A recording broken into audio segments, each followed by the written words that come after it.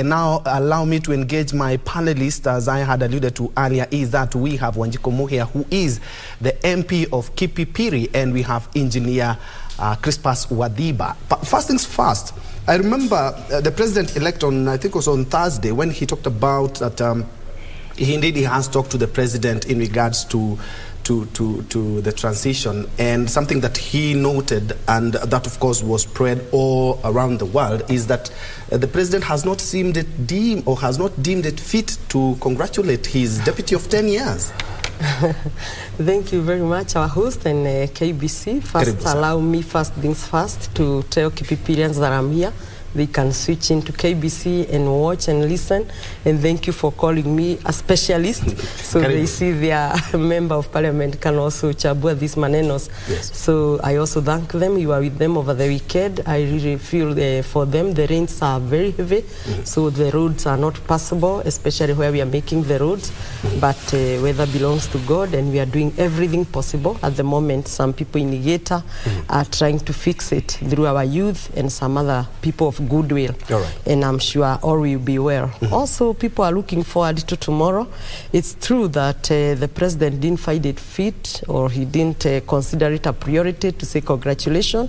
Us as UDA family, we don't take it offensive, because we feel this was not his candidate.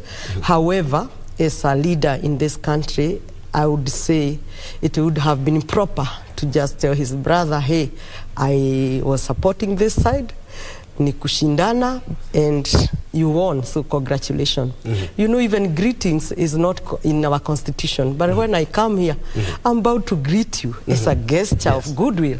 So people will argue there is no constitutional requirement to say congratulations, but on a humanitarian ground, on that smiling face, to tell someone who has really worked hard and beaten all odds, congratulations, is something worth it. But we move forward. We are easy, and it is politics. And I'm sure also losing where you intended to win is also a blow.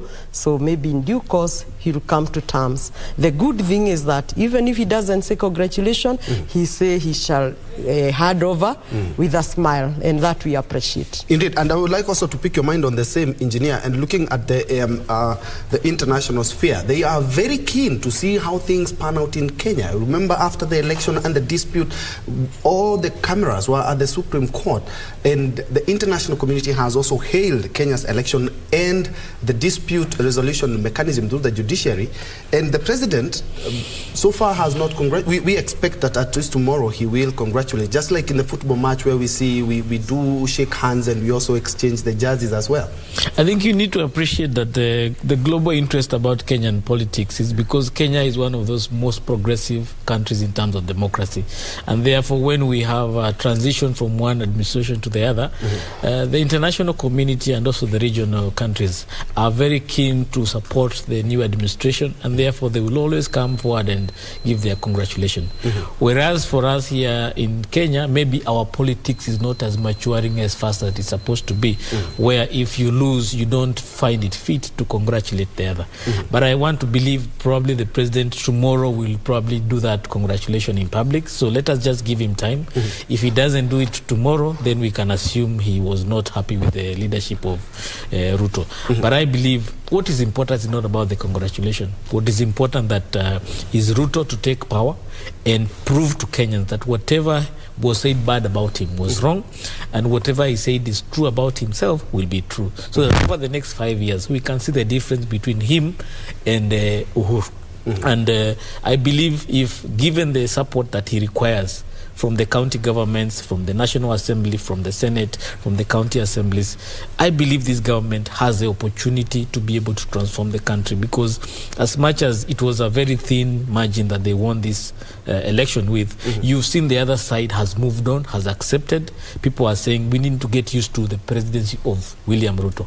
Even people from Luo Nyanza, where you didn't expect them to say Ruto Tosha, they are saying now this is our president, we need to accept that and move on. And that means that as we are today, Ruto is enjoying a lot of support across the country. Even people like Atwoli saying we are ready to work with this person. So he needs to take advantage of that and move this country forward. If there is any legislation that they want to move, this is the time to move it so that we can be able to make the changes that we desire. For me, I am looking for being the Speaker of Nakuru County Assembly, and I'm ready to support the administration of UDA in terms of achieving what the goals they want. Remember, he talked about devolution and entrenching devolution, meaning the county governments will be at the center of that transformation. A lot of devolution has to happen this time around. Yes. The 35% devolution of funds, we must see it happening. Of course, and we'll be crossing over to the counties a little bit later on, because a lot is happening. We've seen some governors actually shaking it up, and there are a lot of things that are coming out of the counties. We'll be getting to that. But still on tomorrow's event. But yesterday, very keenly, Kenyans are watching very keenly, and especially when the president-elect speaks. And yesterday in Meru was no difference when he talked about what he intends to do, and especially as soon as he is sworn in. And I don't know whether my director, we have that clip yesterday when he was speaking after during a church service in Meru, and talked about the cost of living, bringing it down. In as much as Kenyans want to manage their expectations, this is something that they are looking forward to have that. Let's first of all hear what the president-elect had to talk about in terms of high cost of living and what he intends to do as soon as he is sworn in. Because even talked about as soon as he lets the Bible down, he will get down to business. Let's first of all listen in.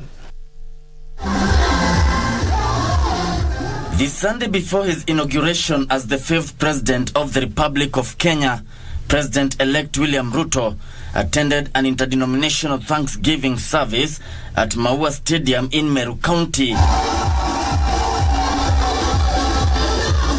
Ruto attributing his win in the August 9 presidential election to prayers and devotion to God, recounting how all odds were against his bid. Hata tukaambiwa na hata tukishinda hiyo kura hatutashinda kwa sababu kuna deep state itaiba kura yetu.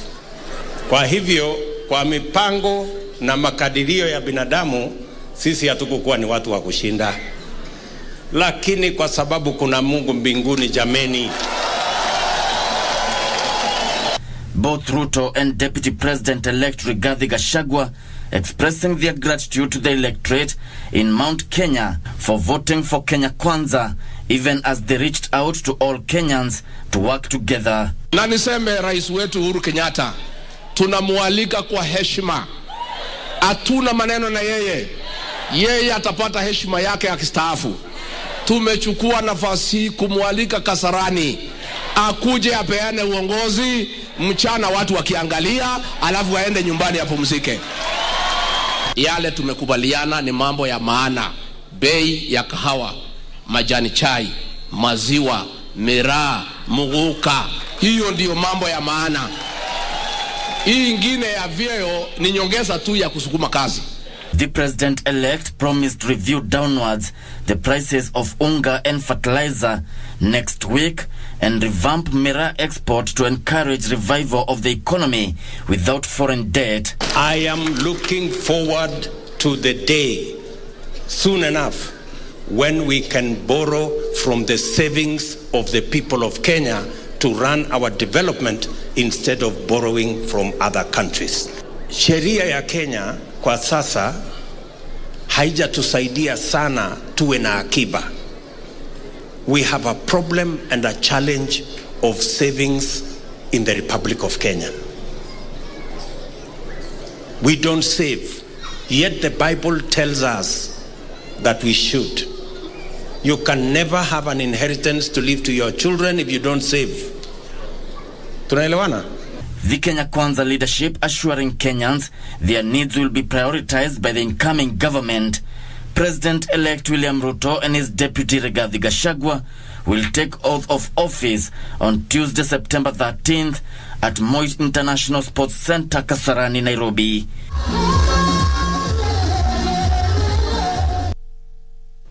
Indeed, that was from Maua Meru, where the president-elect and his deputy Rigathi Gachagua had a church service yesterday, and the president talked about, you've heard him talk about some of the things that he wants to prioritize as soon as he ascends to power, that is tomorrow, after he is sworn in as Kenya's 5th president. And ladies and gentlemen, hearing what the president-elect had to talk about, and being a Miraa farmer myself, I kind of followed keenly in regards to what he intends to do. And the cost of living is something that has nagged all Kenyans so far.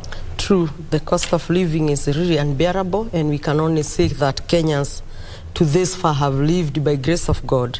I think what he intended to categorize is to speak of debt management, which has skyrocketed because of the infrastructure that we see.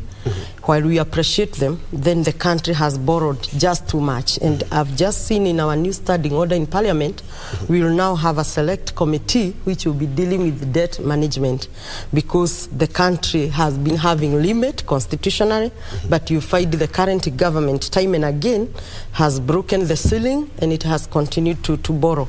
In terms of agriculture, I think if we manage the agriculture sector, like the way you speak of Miraa, you know, many countries banned Miraa. This was an income to the Meru community.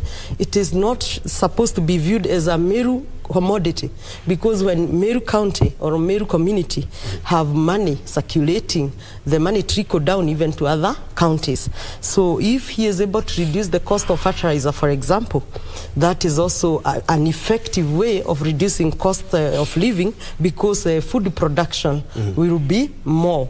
I have worked in Parliament of Arusha as a regional member, and I can tell you for a fact, for the last few years or several years, we've been experiencing one-way trade.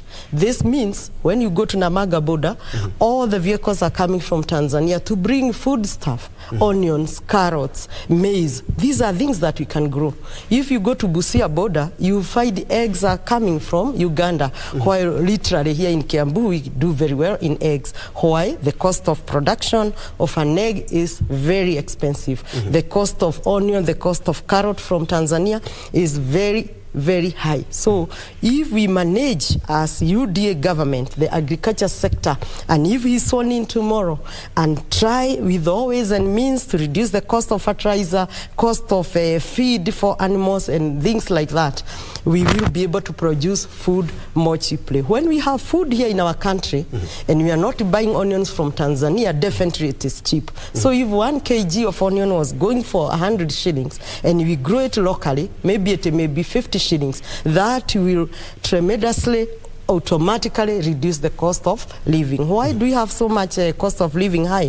When you are not able to purchase food, it starts with the food, because clothes and other requirements are somehow secondary. As much as you can't live without clothes, because it's a basic need. But time has come in Kenya where even buying a cloth is secondary, is no longer primary. So food being primarily the primary basic need, if you are able to manage agriculture sector and have food production with reasonable cost, then we shall manage our cost of production. And engineer, looking at the president-elect, he is so passionate about agriculture. Why am I saying this? He has also been the cabinet minister for agriculture, and his presidential flag, okay, this is my assumption, because his presidential flag will have a lot of green, just maybe to signify his love for agriculture. And being the first day that he had an opportunity to speak to Kenyans at the church, he talked about agriculture. There are a lot of things that Kenya is ailing, and you being an infrastructure expert, a lot is going down to ensure that we have enabled the economy so as to be keen on agriculture. And not only that, he has talked about us having our own money, our own financial reserves, of which are quite low. And if we have to move this country forward, we indeed have to have our own home-based solutions, as opposed to what we always look for out there. Well, it's important also you note that he has also talked about our saving habits. As a country, we don't save. that speaks to our spending habits. We spend on things maybe that are not important. We need to find ways of saving so that we can have that saving or that reserve to be directed to other areas like agriculture and also lend to ourselves cheaply for infrastructure. I think for infrastructure, we've spent a great deal of resources.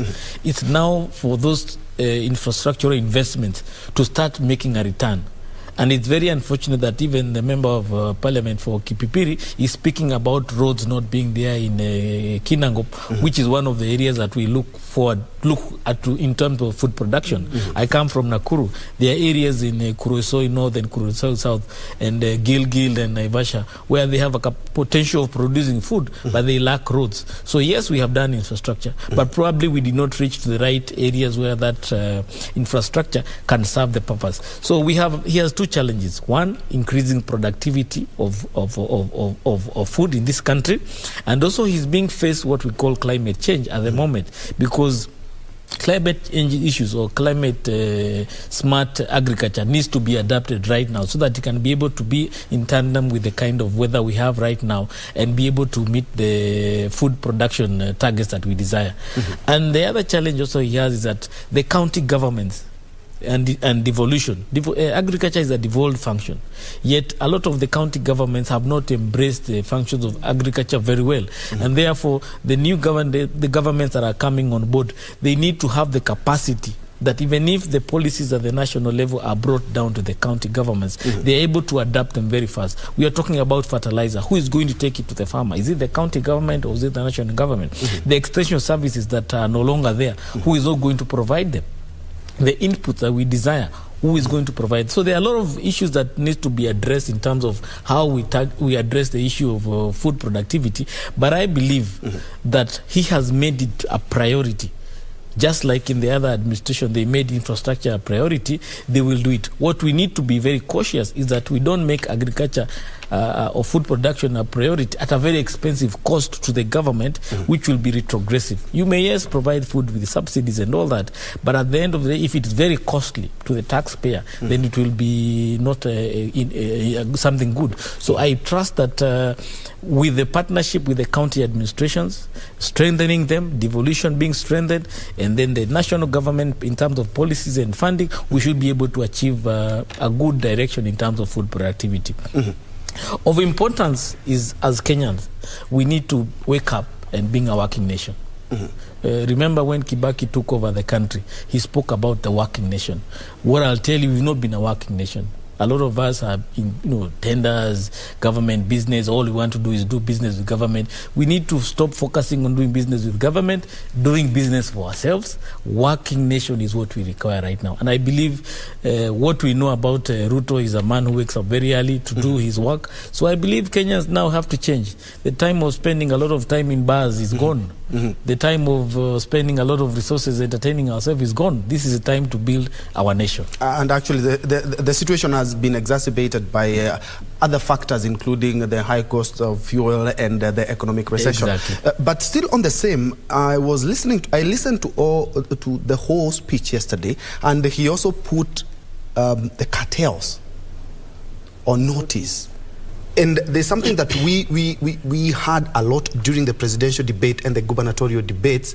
I will deal with cartels, But now he has said that as soon as he lays the Bible down after the swearing in tomorrow, the cartels have been put to task. And of course, he says that he was going to deal with them.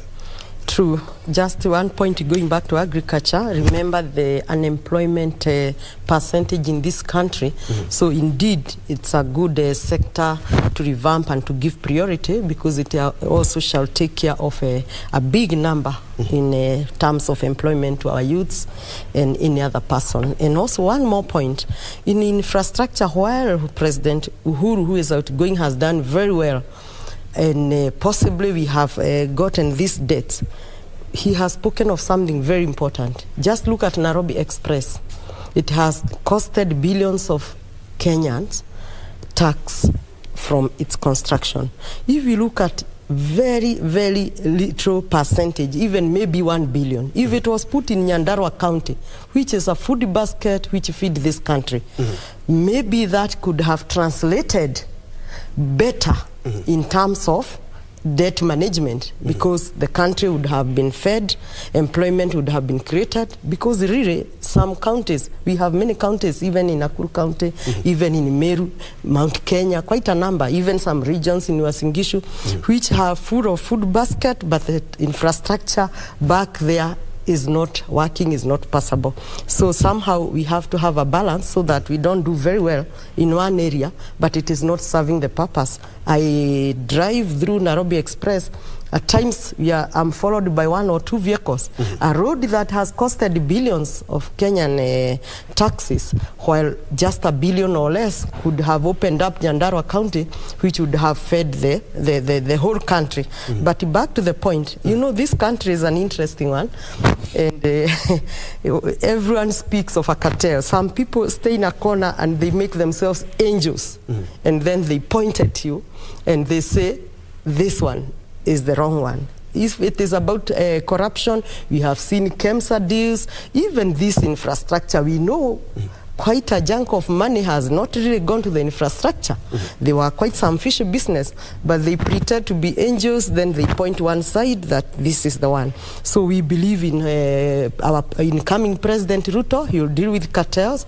Cartels are there in this country, which have really hooked the country as if it belonged to them. It's time to open the country for all. And the good thing is that the incoming president is coming from a humble background, is a hustler like me and you and many other Kenyans.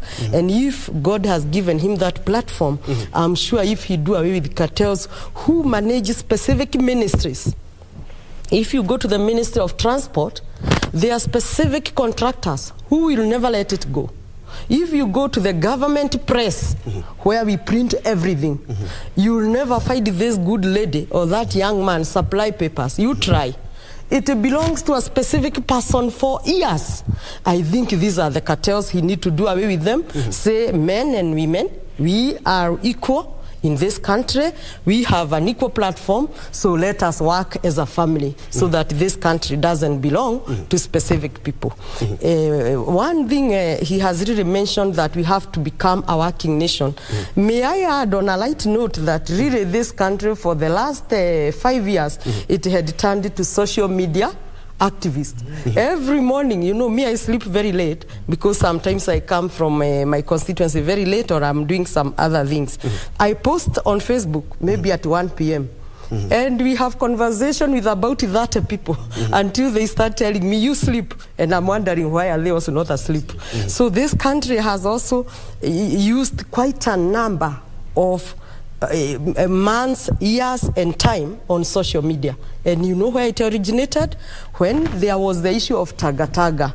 You know, when at president level or at a national level there is a heating debate which is interesting to the mama boga or a very low cadre person, the whole country become interested to this debate, and you can't let it go without your contribution in your own way. So in terms of social media, I think we have really been online, and it is time that we speak of development so that people really concentrate on development manenos. Indeed. And I will still, because at the end of the day, if you're going to be elected speaker, that means that you also have, it will still be trickling down to counties. Why am I saying this? Because look at the county like Kisii. We saw there were a lot of ghost workers, and it's not the only county. If we do a good audit, you will realize that the cartels that we always speak about, and even the president talked about yesterday, are everywhere. And doing away with them is one way of sorting out the issue of corruption, which you bear me witness has dogged the country and counties for ages. What I'll tell you is that by the fact that he has said KBC will be the only source of live feed tomorrow, he has already made it very clear that the end of state capture has begun. So I think the state capture cartels, they have to get worried, because this time around the hustler nation has taken over. But I also want to caution the hustler nation, don't become also a state capture by your own self. So be very careful, be very cautious in the way you manage this whole dismantling of the cartels, because we also need a country after. The private enterprises that have been controlling business in government have done it for a few individuals. We want the market to be freed for everybody to enjoy. Remember when Kibaki was president, I would participate in a tender not knowing not because I have somebody pushing for me. It's a free market, it's a competitive environment where if my bid is good, I'll be able to participate in that business. But this administration, if you didn't know somebody, if you didn't drop a name, you will not get that business. So I'm looking forward to an environment where KBC and others will compete competitively. Well, me as an engineer, I'm able to compete for consulting business competitively. When an assembly like Nakuru is able to do business with other assemblies competitively, without there being one is superior than the other. That is what we are looking for, a free market where every entity is able to participate in an equal playing field. Unfortunately, there are a lot of ills that have happened in the other administration. So the county governments that are taking over and the county assemblies have a lot of work in terms of digging these issues and finding the root cause. And also we want people to be punished. There is a lot of corruption that has gone past in the last 10 years that has gone unpunished. We need to see 1 or 2 people being punished. Yes. We're talking about KEMSA, we've talked about all these places, corruption, but we don't have any faces. I'm very concerned when I see like the governor of Kisii rushing to Kenya Kwanza. Yet there are things being unearthed by the administration that are taken over. We also don't want Ruto's administration to inherit a lot of these people who are coming with the baggage. If you are in the other administration, if you are in Azimio, stay there. Let Kenya Kwanza run its business clean. They have arrived in this administration with clean hands. Let not other people come and dirty their hands. I'm looking forward to where opposition plays their role, the government plays their role. And those of us who want to do other, you can be able to do that. Indeed. I think I have a contrary view that let anyone come to Kenya Kwanza if they want. But the line that will be drawn is that if you are punishable, regardless you're in Kenya Kwanza or in Azimio, you should carry your own cross. But in terms of this new home, I think people are excited to come. Some will be shocked because some will be coming with the intention of cover up from where they have come from. But I think let everyone come. In my view, ODM is enough opposition in this country. ODM peke yake is enough opposition. And I want us to talk about strengthening institutions. Yes, and I'll pick from where you talked about engineer. Yes, KBC, we were trending for the better part of yesterday, and that was a national conversation. But I'm not going to go to the merits of the discussion. But the issue was strengthening the institutions that we have as a government, because these are things that Kenyans pay dearly. Each and every month they have to fork out money to keep these institutions running and strong, for that matter. I would like you to discuss on the same. And still on the institutions, on regard to the Kenya Kwanza and how we have seen a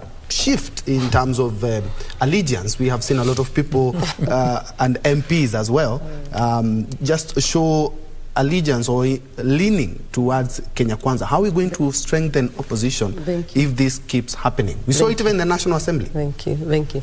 I think ever since Ruto started his campaign, he kept on saying that we shall need strong institutions in this country. But quick to mention, he was speaking of judiciary, DCI. But when we speak of government institution, we speak of institution, even an institution as this, which is paramount to strengthen it, because a government institution is ran by government money, and it should serve the citizens very well because it is their taxes. But what we have seen in the previous years, you find if it is KBC, even the government itself stop advertising through its own media and go to the private. And as a result, the whole country shift from the government-created institution to the private sector. And you find this sector, now they make so much money at the cost of the government institution. So I think it's right to strengthen government institution. Coming to the Azimio Kenya Kwanza is politically correct and politically reasonable for any politician, including myself, to go to the government of the day. But what I know for sure, it is the majority of these Azimio people who are running to Kenya Kwanza now, they never believed in a Ruto candidate. They never believed that he will be the president of this country. Now it is a shock to them because they see they waited until the curtains were closed and the curtains were removed in Azimio, and that's why even the court case was happening. I believe there was really no need of that court case in my view, but it was just a final bullet to see if their luck could be found. Now that they have seen it, the government has really gone to Kenya Kwanza. That's why they keep on coming. In my view, and as a Kenyan and as a president who is elected not by all but is supposed to constitutionally serve all, regardless of your party, I think it is okay to open the door, let everyone come. I know not everyone will come. I don't expect some very critical figures from ODM to come. And when I was in 11th, the parliament, we were in the Jubilee. And you remember Jubilee had also the majority. In fact, you remember the security bill. And every time there was that, the majority numbers. I don't remember what Gunyi had called it. Tyranny of numbers. Yes. And in parliament, they kept on saying this bill is by tyranny of numbers. It didn't stop the other party to deal with the Jubilee government. In fact, the opposition then was good. What we have seen as a failure is this handshake. When this handshake happened, it collapsed the opposition. And Ruto has clearly and categorically said on day one when he accepted in the acceptance speech that I will not entertain handshake. In my view, handshake is the problem because now you join the government and opposition. But so long as opposition remain and there is a line, let everyone come. You see in South Africa, Marema and a few others, they make a lot of noise and they keep government on the toe. We have just seen in Uganda, Bobby Wine has really pushed Museveni, regardless of the very aggressive system there, which I believe if it was like that system, maybe things could have been different here in Kenya. So I know even a very small percentage of opposition, so long as there is no handshake, can still do the work very effectively. Indeed. And Engineer, I will still pick it from where Mheshimiwa talked about in terms of how we make opposition robust. And I'll give a very practical example with Nakuru. Yes. Looking at Nakuru is more or less the MCAs, almost all of them are UDA MCAs. And if you are the speaker, you will be having a lot of tyranny of numbers there. I think your work will be very easy if you ask me. But at the end of the day, we saw what happened at the National Assembly, we saw what happened at the Senate. And before even that, when we had the court case, we saw the president-elect wooing a number of MPs, and he did make it because he now has a majority in terms of the National Assembly, in terms of the Senate, and we are expecting, of course, in terms of the counties as well, he would want to have those numbers to his side so as to actualize his agenda and his manifesto. But looking at that, that said, looking at Kenyans want a vibrant opposition. Quoting from what the president-elect talked about, we are not going to have that handshake. We want a robust opposition that keeps us in check. But when you have all the numbers to your side, who keeps you in check? I think, for example, if you look at Nakuru or even Nyandarua or many counties in central Kenya, UDA took the majority. But I don't expect those assemblies not to be able to exercise their oversight role in terms of checking the executive. So it doesn't matter whether you are all in the same party, but you have an independence of mind, you have a manifesto to deliver for the people who elected you. And therefore, if you see the system that is there is not doing the right thing, you should be able to voice your concern. So whoever is joining Kenya Kwanza, don't join there just because you want to enjoy the perks that come with being in Kenya Kwanza.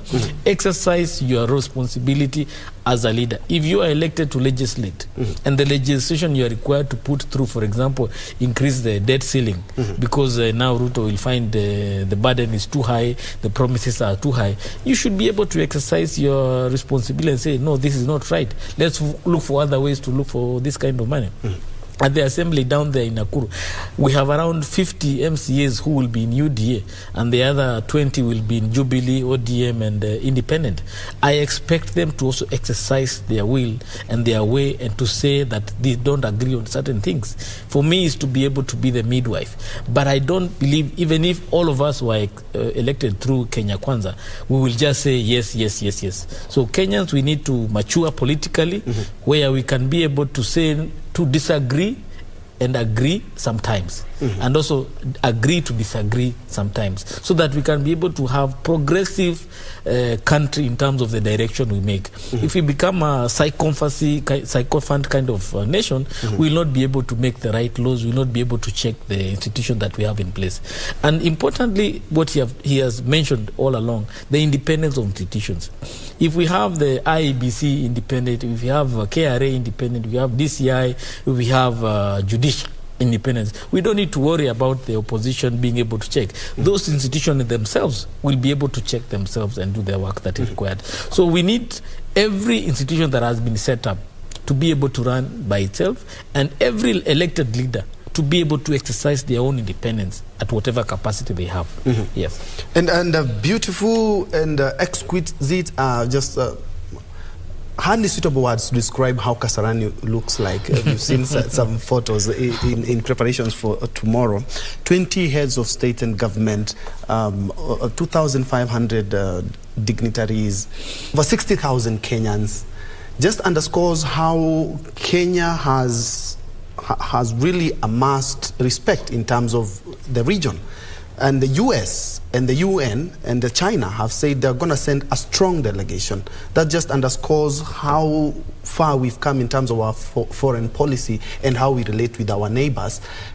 Quite different from when Jubilee was taking government in 2013. You remember the choices have consequences. Yeah. But in 10 years, we've been able to do a lot, and a lot of footing by companies and institutions right here in Kenya, just to underscore how far we've come. Thank you.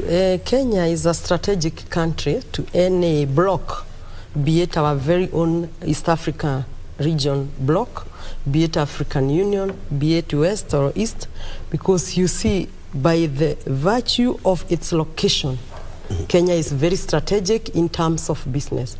By virtue of its democracy, that is in terms of the political standards, I think Kenya, we are above board. And not to mention that 2013 we had the baggage of ICC, and there was choices of consequences.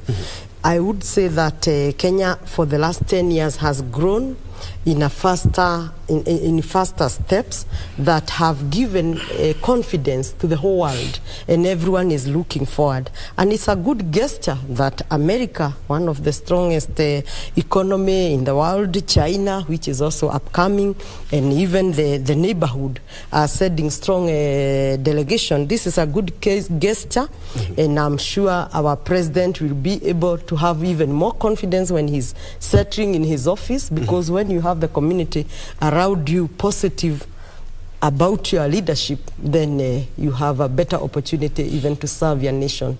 But ideally, majority of them would be coming, of course, in terms of expectation to do business in Kenya, and thus calls the legislatures at county level, at National Assembly, at Senate, even at regional parliament, also to be alert.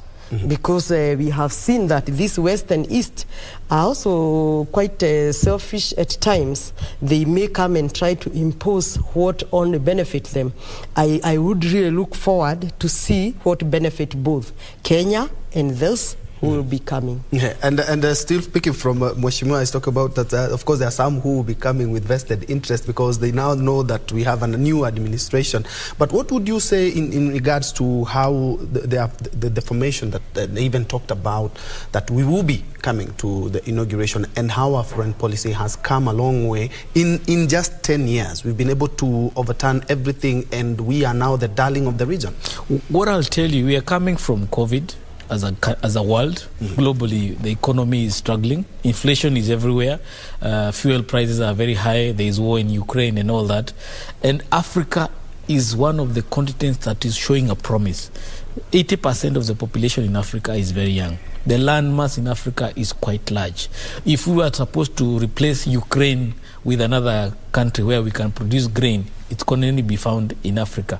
The issue of technology, innovation, and digital-driven economy is growing fast in Africa. So therefore, all these countries are coming to do business. Let's not fool ourselves. They are not here for pleasantries or having a cup of tea. They are here for business.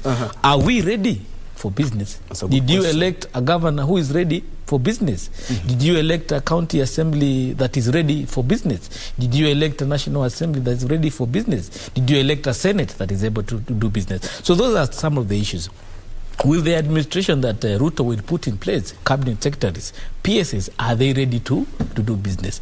So I'm looking forward to see that, yes, people are ready to do business with us, but are we ready to do business with them? This is an opportunity for us to really transform ourselves. All this money we've been borrowing expensively. Our country, in terms of the economic value, we are 6th in Africa. When they took over, we are around 10 or 11. Now we are 6th, meaning we can be able to negotiate better deals in terms of the kind of investments we get. But when we get these investments, are we able to transform them in terms of a return? For me, I always look at the county governments that we have invested in for the last 10 years. Over 3,000 billion Kenya shilling has been invested with county administrations. Have they also shown a return? Are the revenues from those counties been able to increase? We know, like Nyandarua, the value of the economy has increased from position 6 to, I think, the number 4. Nakuru is number 2 in terms of the value of the economy. Have the other counties been able to grow despite the money that have been put there? So we are looking forward to see that the administrations we have put at the county level, at the national level, may also be able to do business with these multinationals. And over 10 years from now, we can see the benefits. We want to be a middle-income country. Remember, we still have the Vision 2030, which is now 8 years away. So in 8 years' time, we need to achieve our middle-income status as a country. And that cannot be achieved if we are not ready to do business. All these people are coming because we have put in place policies showing that as a country, this is the direction we are going. And therefore, those who have been put in office, please don't do politics. Do business. This is a time for business, no politics. The media, and I think ABC, have been given a chance to give direction in terms of the narrative that the country will take.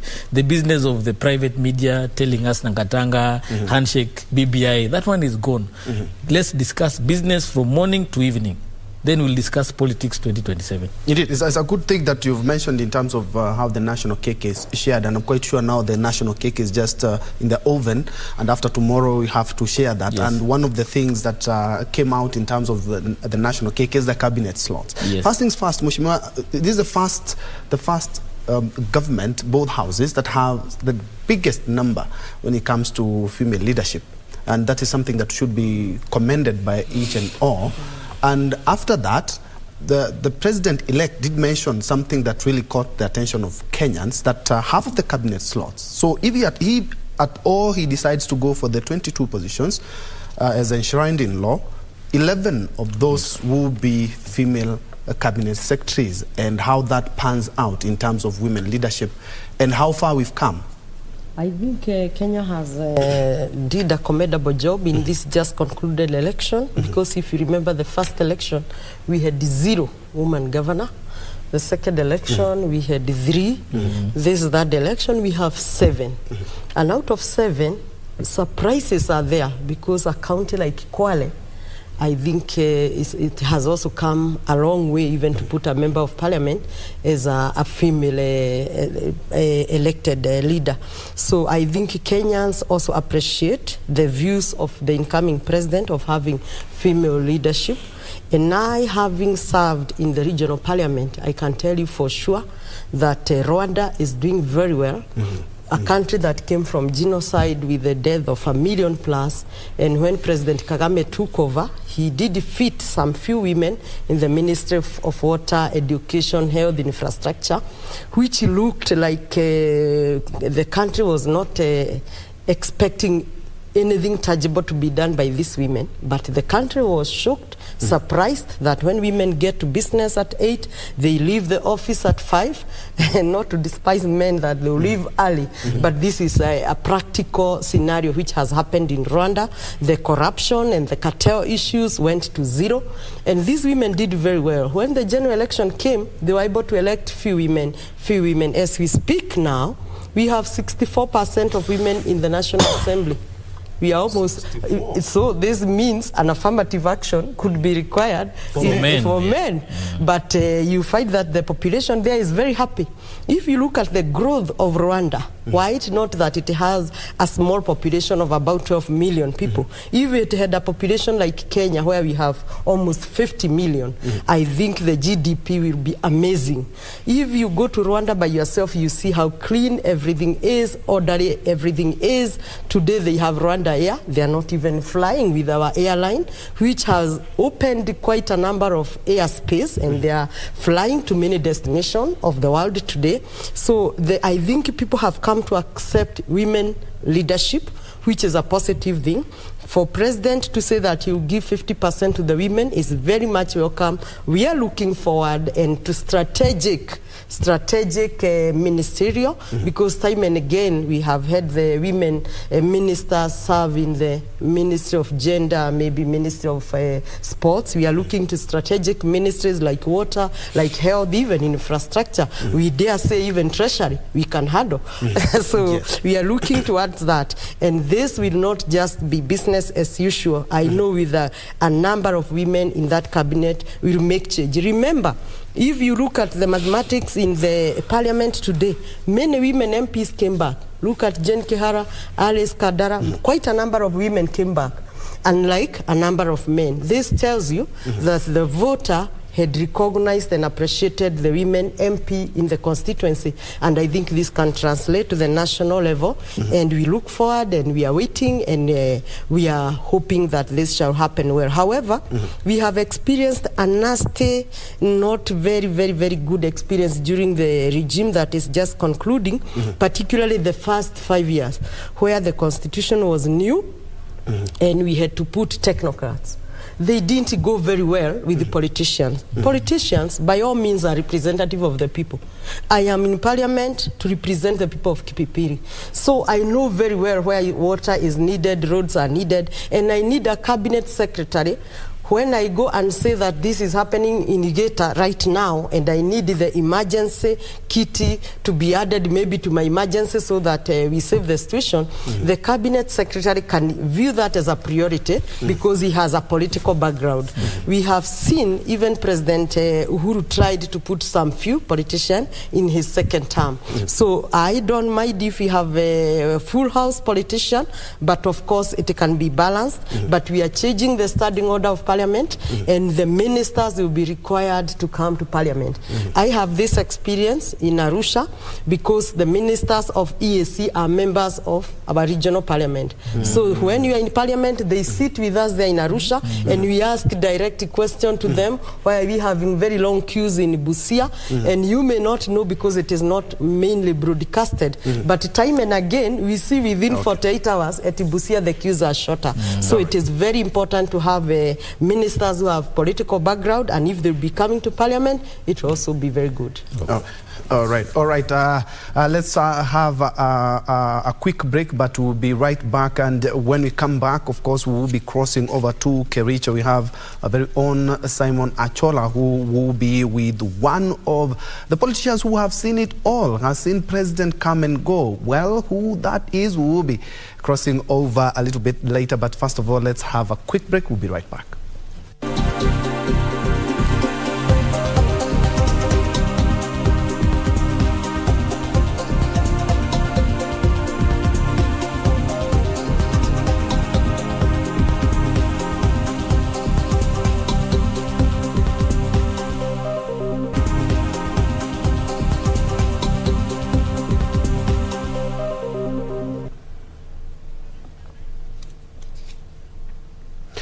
Welcome back. This is KBC News Check, and today we are looking at the journey to the fifth president, the fifth administration that we expect tomorrow. The gates will be opening at Kasarani from 4 a.m. Kenyans need to go there and have their seats before the main functions that will be taking place between 10 and 2 as enshrined in law. That will be the inauguration and swearing in of Kenya's 5th president, Dr. William Samoei Kipchirchir Arap Ruto. That is tomorrow. But we are trying to put things into perspective and looking at some of the things said and some of the things that his in-tray will be having. And I'm joined by MP Kipipiri, that is Honorable Wanjiku Muhia, and also we have Engineer Crispus Wadhimba, who we are putting things into perspective with. And before we went for a break, we were talking about women leadership and how we expect the cake to be divided. And I would like you I would like to pick your mind on the same, because Nakuru County has set an example that other countries are finding quite hard to beat when it comes to women leadership. Yeah, in Nakuru we have 4 elected MPs, women. Women rep is a woman. The governor and the senator are women. We have 8 MCAs who are women, and even one of them was elected as an independent MCA. So it's quite exciting in terms of the leadership we have right now in Nakuru County. But as Madam has said, if you go to Rwanda, they have consistently had a majority of women in parliament over the last 14 years. And that has been very good in terms of the transformation that country has felt. Allow me to cut you, and for good reason. Ladies and gentlemen, just in case you joined us, this is KBC News Check, and we're keeping a keen eye on the journey to the 5th administration, the 5th president. Remember, as you had seen earlier on your screens, that they're just polishing up the final preparations to ensure that Kasarani is speak and span when you talk about the swearing in tomorrow early morning. So you can make your way tomorrow in the early morning. Remember, the function is enshrined in law, take place between 10 a.m. and 2 p.m. And I have been with a lady and gentlemen who have been helping us to put things into perspective here. We have the Honorable Wanjiku Muhia, who is the MP Kipipiri, and also Engineer Crispus Wadhimba, who is a governance expert and also a principal consultant infrastructure projects. And maybe we've had a blend of the seasoned politicians. They're talking about how now they are looking forward to a government, a more inclusive government, and they say everything, we should now put everything aside and forge forward as one. Neck and neck, 233,000 votes is what separated President-elect and former Premier Raila Odinga. Your take on that? Well, as I frankly bet said, if your opponent is down, you don't need to follow him or her down. You need to leave him there and move on. So I am looking forward to tomorrow. The president will be sworn in, the deputy will be sworn in, they will have a chance to form their government. The discussion now will be about the future of this country, not what has happened. Whatever has happened is bygones. The only thing I would want to see is if there was elements of corruption, elements of state capture, elements of abuse of power, there should be some kind of prosecution so that those people who have committed those offenses can be found and charged. But in terms of us as a country, I think we have already moved on. If there are any people who may be behind, are the politicians. Kenyans have moved on. Our unga price has to be addressed. The cost of fuel has to be addressed. Our capacity to produce food is our biggest concern. If a country cannot feed itself, we are not a good country. So we need to be able to produce enough, feed our people, feed our children, and be able to still be a strong nation as we are as a country. We are now have elected leaders who are born after independence. Even the president was born after independence. So we are in a new dispensation. The narrative about dynasties and hustlers, let's forget about that. We are all Kenyans. Let's move forward. Let's build a nation that is inclusive, that people can work together. And Mheshimiwa, looking at the crop of leaders, they've really talked about the crop of leaders that we have now, and looking at the National Assembly and the Senate and also at the county level. You were instrumental in in the 11th Parliament, 2011 there, to ensure that the disability bill sailed through. And just for viewers, you see my colleague is Anne Wangeshu on the sign language interpretation. She was one of the instrumental legislators in enacting some of these might not seem quite important, but it's very important if you look at the act itself. The crop of leaders and the leadership that we have in both parliaments, of which we saw the president-elect's muscle and power in both the Senate and the National Assembly. But that's just it. We haven't even started the legislation exercise itself to see whether, well, the divisions all will be as cohesive as we saw when they were voting last week. Thank you very much. And first, allow me to say thank you, and I appreciate KBC as one of the channel which consistently, even before my bill, use the sign language interpreter. May I inform Kenyans that we have 1 million plus people who live with disability as deaf community. And for this reason, in Nyandarua we have one school which admit all children from Mount Kenya and beyond, called Engineer School for the Deaf. And this is what prompted or provoked me to come up with this bill. So I wasn't only instrumental, but this was my bill. And this was my first bill in 11th Parliament around 2014. And this is the Person with Disability Act of 2013, which I amended with the help of members from both sides. It wasn't necessarily Jubilee. It was also members from ODM and all members. And we appreciate the persons with special needs in our country. However, I have consistently noted, even when I was out of the country, that the TV stations who are supposed to anchor news with sign language interpreters as well, and national important programs, they do only anchor news, and once news are done, they do not. I appreciate. Right now we are having a national debate. This debate is not only for us. Yani tunajaribu kufafanua what is to be there tomorrow, so that our people, our citizens can understand more on the incoming government. So this is an important debate, and you're doing very well to go live and interpret. So I congratulate you. To CCK, I want to tell them that I'll be their guest coming next week, because when I made this bill, the president have signed, it's their work to oversee, because they're the custodian of the media fraternity. So it is good that we also have a strong committee of implementation in Parliament, because even the incoming government could have very good policies on agriculture, employment creation and all that. The ministers could come and answer the questions in Parliament, but we need that committee to follow up on the statements that were made in Parliament, on the bills that were drafted and signed by the president, on policies that are put. Because this country has very good policies, but most of them are in the drawers. So I will encourage we have experienced members in Committee of Implementation in Parliament, in the Senate, even in the county assemblies, so that they can follow up. That said and done, I'm sure this incoming government has a special place for persons with disability. The special need people are a huge population. We are lacking good schools for children with special need, be it dyslexia, be it disability learning and all that. And I think in the Ministry of Education, we need to see how we can bring to place this, because when you go abroad to America, in London, we have special school for these children, but in Kenya these schools are just too expensive. They are not even available. So children who come from very poor background cannot access education, yet our constitution say education is free for all. Our policies indicate education is free for all. But since we don't have institution to accommodate these children or students, it's a tall order. So we have a lot of work. Coming to the main point of tomorrow, the 60,000 plus, because I'm sure some people will even be outside, are already preparing. I'm getting quite a number of calls, people asking, will I come? And maybe in Kipipiri we were allocated just 500 people. So if it was possible, everyone was willing to come.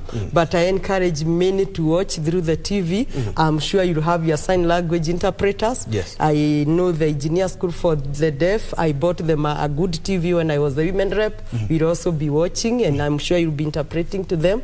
I encourage people to use the TV, because we cannot all come, and even the parking is also an issue. But it is a good gesture that this is a hustler government, and every Mwananchi is feeling to come and witness this national event of their own president, chosen by themselves, not through system, not through the people who would have wished candidate A to be voted in. This is their own president. I would encourage that they come and witness this occasion. All right, and of course, just to remind our viewers that we'll be live from early morning and we'll cover the whole exercise until we have the 5th President of the Republic of Kenya. And now to you, Engineer. Maybe before you come to him, allow me, I know Kenyans are very expectant, but allow me to, on a caution, to tell Kenyans not to expect heaven on earth. We have to work for it. We have to work for it. We have a lot of work to do, and also not to expect it overnight. That Ruto will be sworn in tomorrow, then in the evening they want Uga to be 100 bob. Okay, because of course, sometimes we have this kind of expectation, and we have found in the political arena, our voters say that he promised us heaven. We didn't even see the sky. And because of the interest of time, allow me to jump to Engineer there, because looking at what happened is that now we have the government in place, we have the National Assembly, we have the Senate as well. The legislator has talked about something that always happens in Kenya. We have very good laws and policies, but the implementation is a big issue. Now we are headed, this is the second government that will be overseeing devolution after President Uhuru Kenyatta, and we are expectant also in the county assemblies. There's still a lot of businesses after the election of speakers. How is this going to pan out? For us, at the county level, we are a bit concerned that the first sittings have not been called by the governors. The nominated MCAs have not been gazetted. So that delay is also bringing anxiety in terms of the MCAs being not duly sworn in office, and the people in the wards are expecting the MCAs to do their work. I know a lot of MCAs in Nakuru, because I've been lobbying with them. They are being called to do so many issues, and they are not able to do that because they are not yet in office. They are not being sworn in. They are not being facilitated. So we want the IEBC to gazette these MCAs nominated very soon, and the first sitting to be called, so that also the governors can also bring the what we call the supplementary budget, so that we can align the budget with the manifesto that they promised the Kenyans. A lot of governors are coming, they are new. We have some who are senators, others who are MCAs, and others who are maybe getting back to their second term. So we expect the county administration to be much better than it has been the first or second term, because at least there is new breed of leadership coming on board. Like, for example, in Nairobi and Nakuru, the governors are former senators. So we don't expect them they have been in the oversight side, so we don't expect them to be people who are wasteful. They are people who are going to hit the ball rolling immediately. They know the areas where there are challenges, they should be addressed them. And they are people who should be able to work closely with the national government to bring those promises from the national government closer to the people as soon as possible. The assemblies also need to move very fast. Once they are sworn in, can we help the executive in terms of the legislation they require, in terms of passing the necessary bills and laws to be able to do their work? That is the kind of relationship we were expecting, where we have a win-win cooperation between the various arms of government to move forward. The judiciary, corruption is a big issue that needs to be tackled. KRA, revenue collection, can you make sure you address that? There are no leakages. EACC, if there are any issues of integrity, people of integrity, don't allow them to be appointed into the executive, because now we have PSs coming on, cabinet secretaries, CEOs of parastatals, some boards. We don't want people with a dirty past joining this administration. We want to start on a clean slate with the clean people, so that over the next 10 years we can be able to work together. But I also want to allude to the fact that as a country we have to work with the region. She's from the EACC. She has mentioned how Kenya is not very strong at the EACC. So we need to work together and make sure that the kind of leadership we take to the EAC is also very strong to articulate the Kenyan position. And the African Union, now we have the African Trade Act, the AfTact, which is allowing Kenya to do business with other African countries. The people we put there are people who should be able to aggressively promote our business as a country. If you are saying we want Big Four or manufacturing to be strong, we need to create markets for those areas, for where the goods we produce are going to be sold. So as a country, the delegation coming from the international community has sent a very strong signal. We are ready for business, but are we ready for business ourselves? That's my biggest concern. And looking at still on devolution, and this is something that's going to trickle down, and we're going to be looking at just in a minute, on source revenue. But looking at, you are a seasoned politician, and we have a lot of newcomers in Parliament and the Senate. the leadership there, in terms of what the president-elect talked about, indeed we have to work for this. And for MPs, it will be quite a job trying to overturn how the economy is, trying to overturn how things are, to try and bring them into how each and every Kenyan would want them to be. I think mine is to encourage every Kenyan to work. The government will give an enabling environment for business. We already have delegations like he alluded. It is our opportunity to tap and catch the opportunity from these people who will be coming. But on a very layman language, or very layman, how I may put it for my mother, your mother to understand. Time and again, we have been told the economy has improved to this digit, but when you get to the pocket, that economy is not felt by the Mwananchi. Yes. So for me, I would say that the people who will be given the job of cabinet and the like, first, us as legislatures, even at county level, we must look at people who are beyond reproach in terms of integrity, people who are focused, and people who can move very fast, because definitely we have a lot of work to do for this country to come on track. But from these people who will be coming, the ministries, let us try to catch the investors whom we can literally take to the counties, so that when an investor is doing something in my constituency, he's already employing 200, 300 people. Because time and again, I keep on struggling in my mind that in Nyandarua, we have overflow of food. Right now, we have a lot of potatoes, cabbage, carrot, name it. In Turkana, someone is dying from hunger. What mathematics can we do to connect the two counties? First, we need good infrastructure. The government can also be the agent to come to Nyandarua, buy this food from farmers. Of course, I know they will buy with good prices, unlike brokers, because first we are looking at minimum guarantee return, a promise that has been given by the incoming government of UDA. If government come and buy this food, the government has capacity even of transport and take to Turkana. And maybe Turkana, because we expect counties to be self-sustainable, they can be given a subsidy by government and they can buy this food at half price, while half price, the main national government can assist the people. Because food security is a threat to our economy, because hungry people really cannot work as much as we shall give the enabling environment. Yes, and let me go to the counties and look at the own source revenue. And vis-a-vis the wastages that we have seen in Kisii, there were some ghost workers.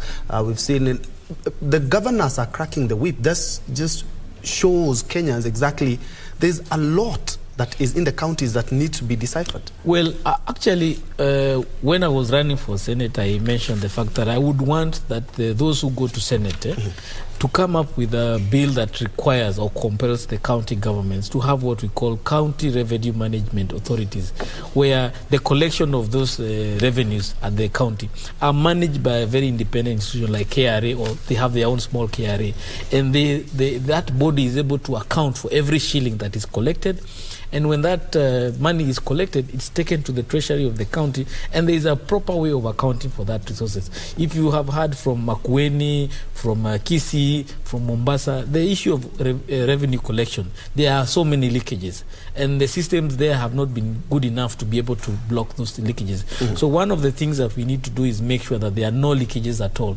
At the assembly, if there needs to be any laws, those who are going to take leadership at the assembly, they need to help the governors who are in place to come up with the legislation that they require to make sure that there are no leakages, or there are systems in place to help in terms of collection.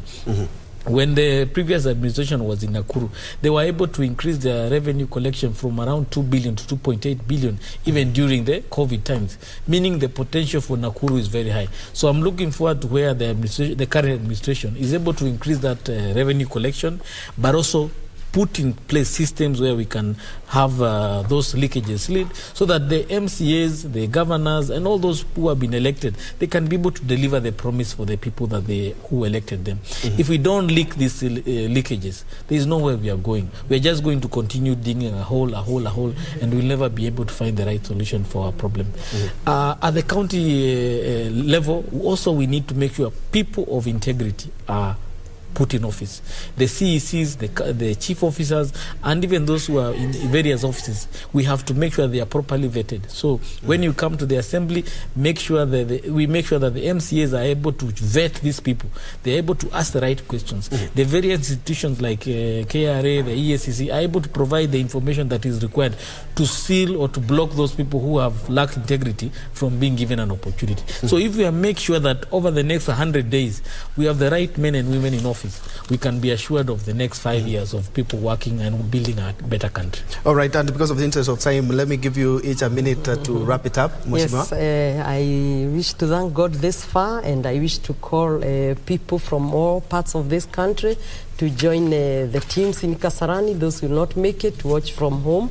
And we thank God, and we are expecting everything to run smoothly, and we are ready to start working almost immediately, almost at 3 p.m. It's only that it is not practical. But once we have our president sworn in, ourselves we have already been sworn in, I ask IBC to fast track the gazettement of the nominated MCAs so that the MCAs can be sworn in, they can elect their speaker, so that we don't have one part of the country like the national government working and the county is not working. We need to close this chapter of swearing in, of every other activity, and we start working, because I have already mentioned we have a lot of work to do in this country to bring water to our people, electricity connectivity to the people, roads so that they can be passable, and a caution also to our contractors. Allow me to say this to Kipipiri. We have 2 main roads, Gilgil Machinery Road.